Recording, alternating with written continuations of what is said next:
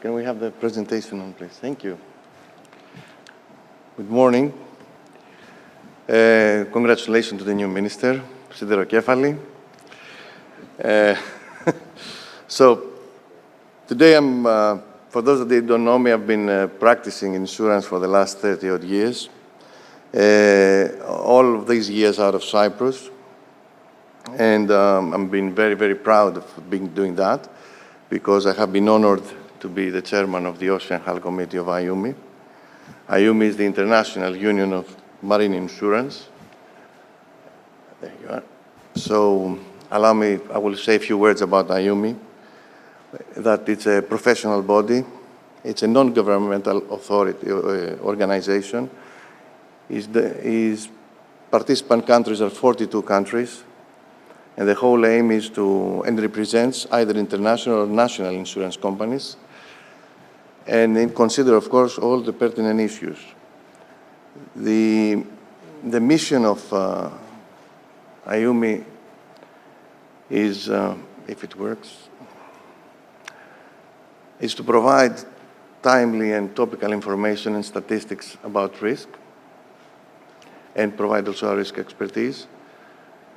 It also provides education, which is much needed education in our insurance industry, that all the changes that keep happening requires intensive education for our own people and for our own staff. Of course, during IUMI, we can actually network between underwriters and insurance companies. And by networking, we are improving also our knowledge and also lobbying. IUMI participates in IMO, as a stakeholder in IMO, and also participates in joint working groups with Ajax in order to address various issues that the shipping industry is facing. This is the constitution of the Ocean Hull Committee, and as you will see that Cyprus is not just anymore the center of shipping and ship management. Insurance also takes a pivotal role, and Cyprus is heading this particular committee with all the members, very great countries, let's say, and then the metropolis, of course, of insurance, which is UK. But on the other hand, we have a say, and we're sitting on the table as Cyprus now when these decisions are taking place.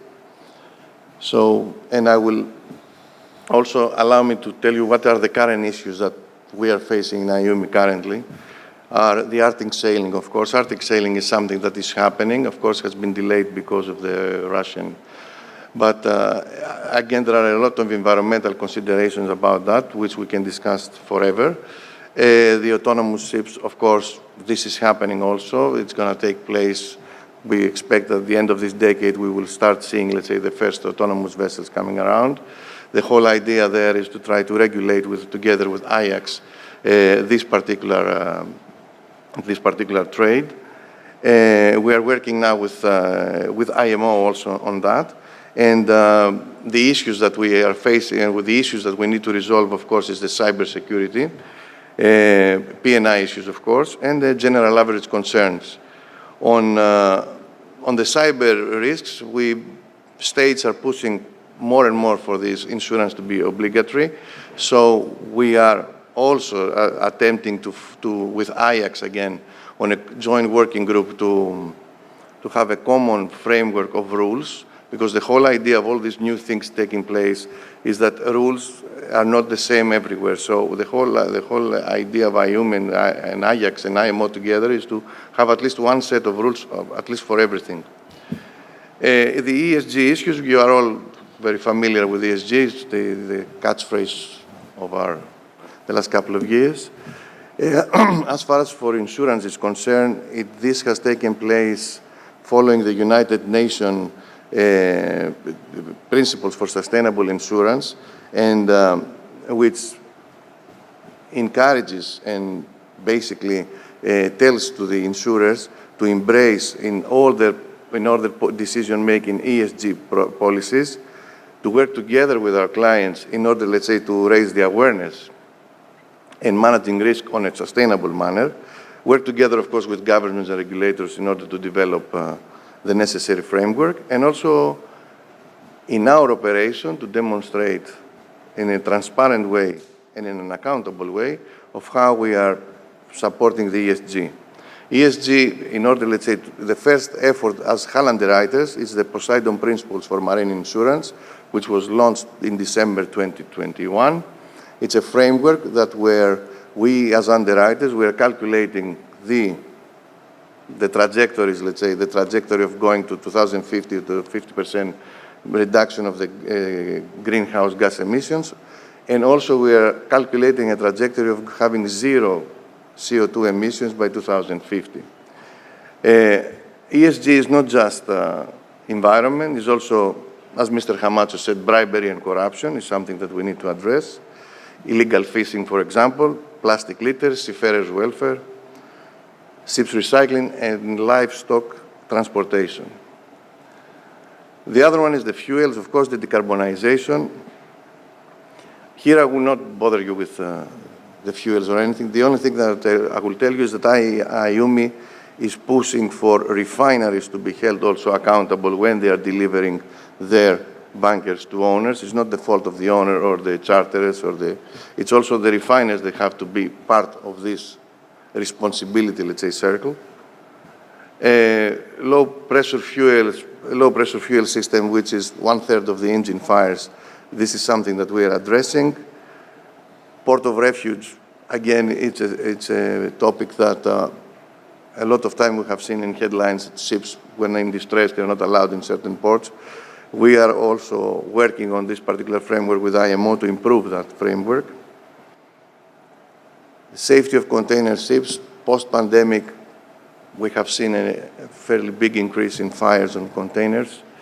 This is mainly due to basically misdeclared cargoes or because of the transportation of lithium and ion batteries. This is a topic that is making the headlines now because it's very difficult to extinguish this type of fires and has a devastating effect on board ships. The same, of course, applies for ro-ro vessels, whereas ro-ro vessels, we have seen extensive fires also, starting from the vehicles inside the vessel. And if you see also that there is the bigger trend of having lithium battery vehicles, this can become a far bigger, let's say, challenge for insurers in the future. Let's, of course, not forget about the crew. 80% of the accidents that take place, it's because of the crew. We need to train our crews. We need to continue focus on the human element that is on board ships. We impose more and more new technologies on these people without the adequate training. The report says that when decarbonization and everything takes place, we will need around 700,000 seafarers. Currently, we have 350,000 seafarers. So obviously, we are heading to a huge gap of seafarers, and we need to encourage people going to sea, of course.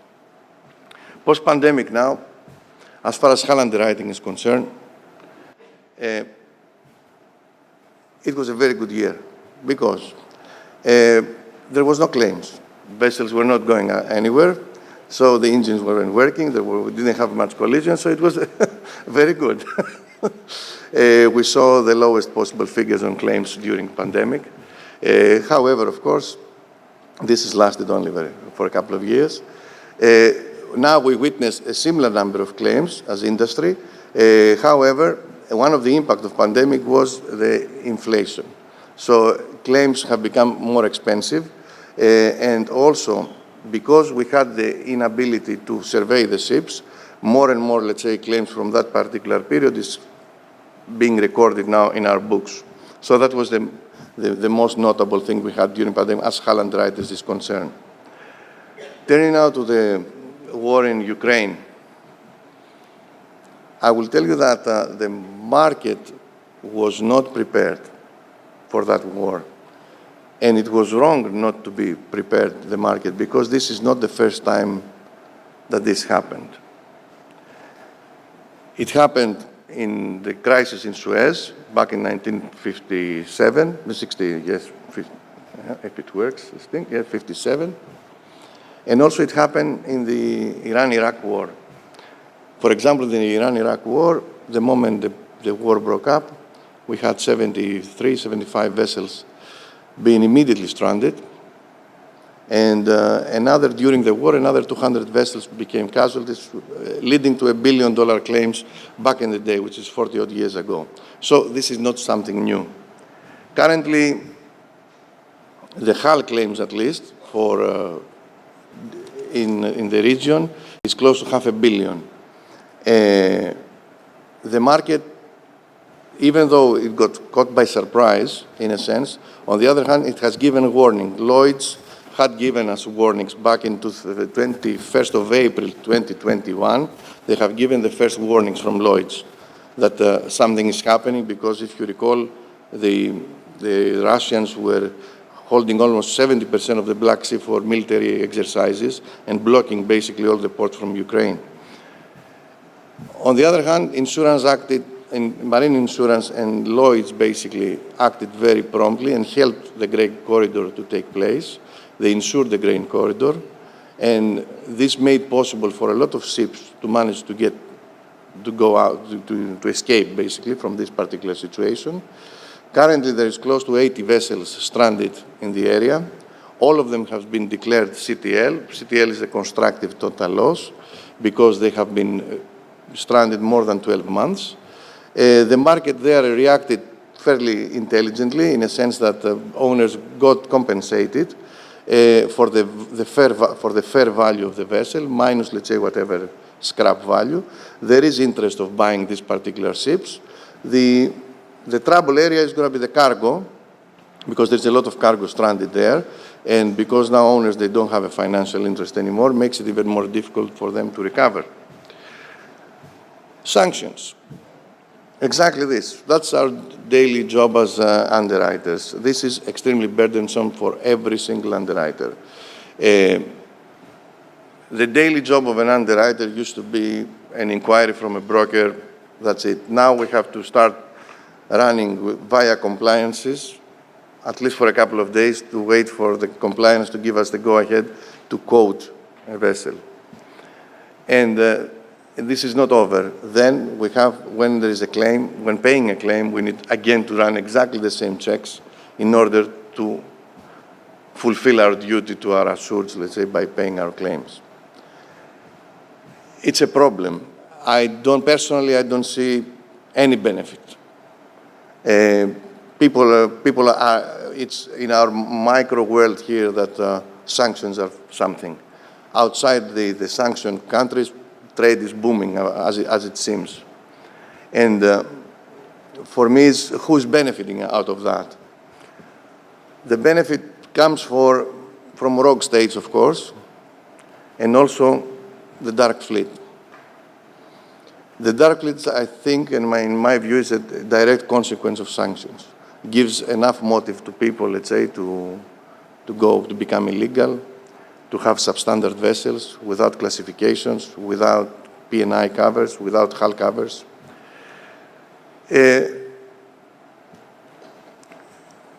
Sorry, I have to go back one.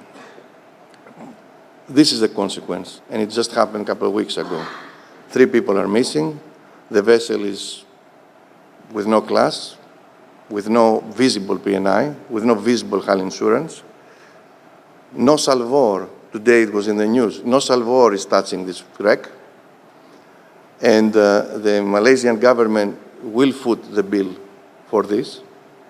So if it starts having, and we are lucky that we only had, which is unfair what I'm saying for these 3 souls that they were lost, that we had only 3. This vessel was ready, was prepared for a ship-to-ship transfer. So it was waiting for another vessel to come. So you can imagine what would have happened if this was a fully laden tanker next to it. So this is an accident bound to happen. If we do not act, and if we don't expose the dark fleet, I think sanctions or whatever will be nothing to mention. So for me, that's the real consequence that we are facing. So, and on this note, which was not very optimistic, thank you.